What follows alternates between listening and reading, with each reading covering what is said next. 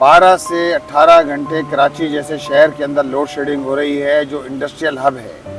نہ ہی وہ مفت پٹرول جو ہے وہ چھوڑنے کے لیے تیار ہیں, نہ ہی وہ مفت بجلی چھوڑنے کے لیے تیار ہیں, نہ ہی وہ اپنے پروٹوکولز کم کرنے کے لیے تیار ہیں. اور اگر یہ پروٹوکولز کم ہو جائیں تو 1500 ارب روپے کا جو ہے وہ عوام کو ریلیف مل سکتا ہے. یہ کچھ چھوڑنے کے لیے تیار نہیں ہے. دیکھیے جی, جماعت اسلامی جو ہے وہ جو مظلوم کی جنگ ہے, جماعت اسلامی وہ جنگ لڑ رہی ہے اور جینمن جو مطالبات ہیں اس کے لیے کھڑی ہوئی ہے. یہ ساری پارٹیاں تو وہ ہیں, مسلم لیگ نون, پیپلز پارٹی, MQM, جو اقتدار کے اندر ہیں. ان کو تو عوام کو ریلیف دینا تھا, لیکن کیا عوام کو ریلیف دیتے ہیں؟ انہوں نے تو بجٹ کے نام پر جس طرح بھاری بھاری ٹیکسز لوگوں پر عائد کر دیے ہیں, وہ خود ایک ظلم ہے کہ جس کے نتیجے کے اندر ایک عام آدمی پس کر رہ گیا ہے. ایک مڈل کلاس تو فارغ ہو گئی ہے بالکل, اور لوور مڈل کلاس اس کا تو کوئی پرسان حال ہی نہیں ہے. لوگ خودکشیاں کر رہے ہیں. دیکھیے, یہ تو نائل حکمران ہیں اور یہ مرتضیٰ وہاب صاحب کی نائلی ہے کہ وہ شہر کے اندر تھوڑی سی بارش میں سڑکیں بہہ گئیں. یہ جہانگیر روڈ, یہ علادین کے سامنے راشد مناس روڈ, اسی طرح گلبار کی روڈ, یہ ساری سڑکیں بہہ گئیں, سڑکیں بیٹھ گئیں, جس کے نتیجے کے اندر گھنٹوں گھنٹوں ٹریفک جام ہے اور شہری اذیت سے دوچار ہیں. ظاہری بات ہے یہ حکمران لوگوں کو ریلیف نہیں دے سکتے, تو ہم ان سے یہ کہیں گے کہ آپ جو ہے وہ جان چھوڑ دیں. آپ کے اندر اتنی اہلیت نہیں ہے, آپ کے اندر اتنی صلاحیت نہیں ہے کہ آپ لوگوں کو ریلیف دے سکیں. السلام علیکم. جیسے کہ ہم لوگ سب موجود ہیں کراچی شہر کے اندر, اور گورنر ہاؤس کے باہر جو جماعت اسلامی نے جو دھرنا دیا ہوا ہے مہنگائی کے خلاف, مختلف بجلی کے خلاف, جو بلنگ کے اوور بلنگ کے خلاف جو دھرنا دیا ہوا ہے پورے پاکستان میں, اس وقت ہم سب موجود ہیں. مولانا مظفر سر جو کراچی جماعت اسلامی کے امیر ہیں, آئے چلیے ان سے گفتگو کا آغاز کرتے ہیں. سر السلام علیکم. وعلیکم السلام. سر کیسے ہیں آپ؟ ٹھیک ہیں الحمدللہ. سر جیسے کہ حافظ نعیم الرحمان صاحب پاکستان کے امیر ہیں, انہوں نے وہاں دھرنا دیا ہوا پنڈی میں, اور ابھی آپ نے دھرنا یہاں شروع کر دیے.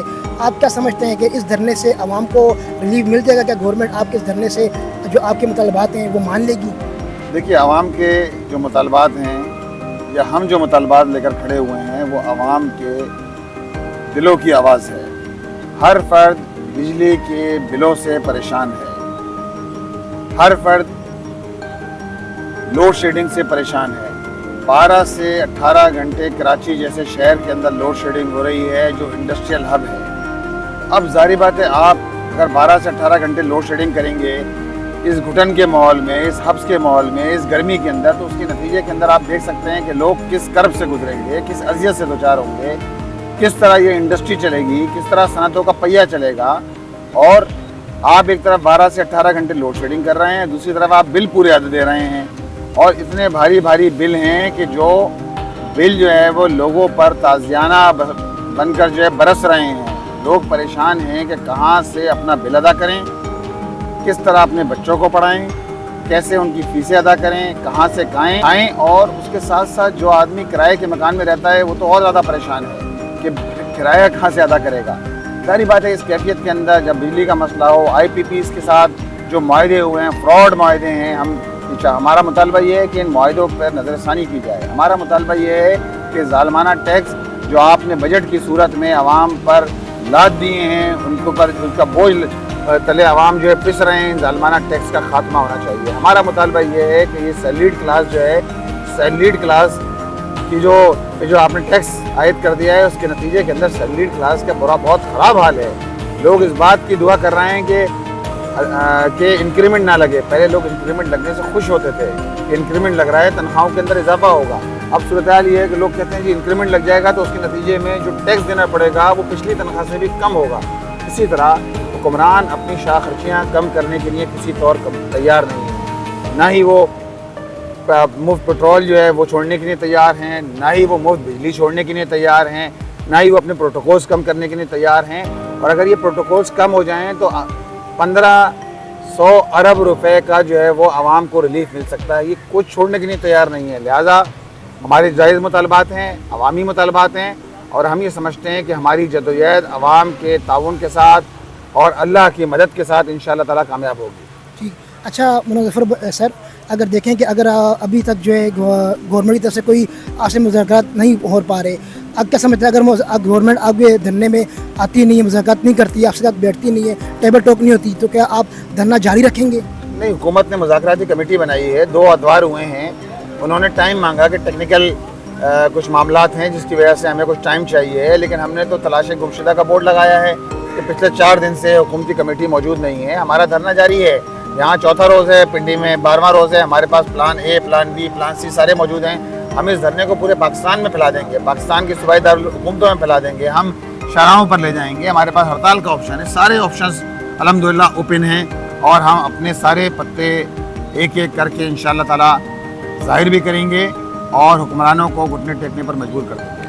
اچھا مولانا ظفر بھائی, ہم دیکھتے ہیں کہ ہم پاکستان کے اندر, بالخصوص پاکستان کے اندر خالی ایک واحد جماعت اسلامی ہے جو ہر جو بھی اوور بلنگ کے حوالے سے ہو, لوڈ شیڈنگ کے حوالے سے ہو, ایکس وائی زیڈ کوئی بھی مسئلہ ہو, خالی جماعت اسلامی بولتی ہے.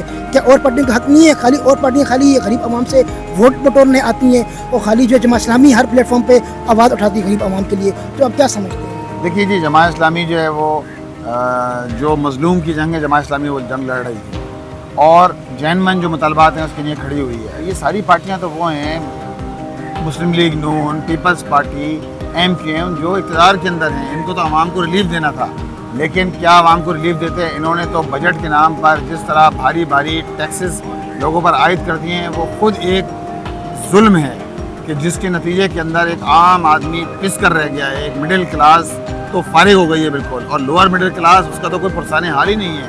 لوگ خودکشیاں کر رہے ہیں, لوگ جو ہے وہ بھائی کو قتل کر رہا ہے. یہاں تک معاملات پہنچ گئے ہیں. ساری بات ہے, حل یہ نہیں ہے. حل یہ ہے کہ عوام نکلیں, عوام جدوجہد کریں, اپنی اصل قیادت کو پہچانیں, اور جو ان کے جائز مطالبات ہیں اس کے لیے جماعت اسلامی کے ساتھ کھڑے ہو جائیں. اچھا مولانا ظفر بھائی, ابھی جیسے کراچی میں بارش کا سیزن ہے, ابھی پرسوں ہی بارش ہوئی تو پورا کراچی ڈوب گیا, ہمارا میئر کراچی کے نظر نہیں آتے, تو آپ یہ کیا کہنا چاہیں گے؟